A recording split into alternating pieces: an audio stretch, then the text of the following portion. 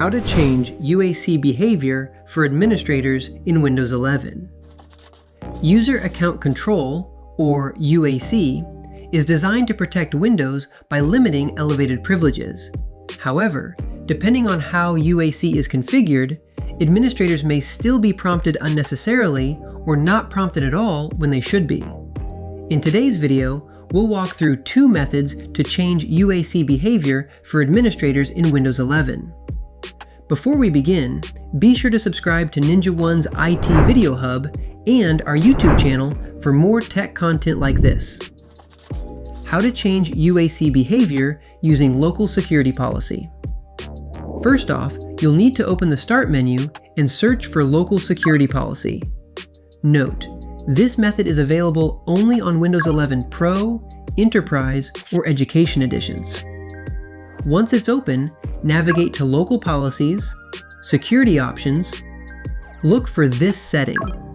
When you open it, you'll see several options like Prompt for Consent, Prompt for Credentials, Elevate Without Prompting, and a few others depending on your security posture. Choose the behavior that best fits your environment. Click OK, then restart your system to apply the changes. How to change UAC behavior using Registry Editor.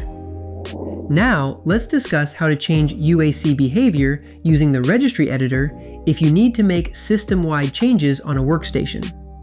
Press Windows+R, type regedit, and hit Enter.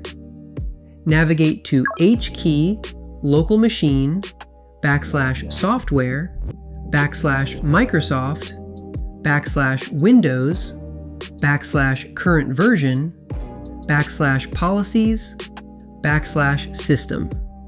Here, look for a value named Consent Prompt Behavior Admin and double-click it.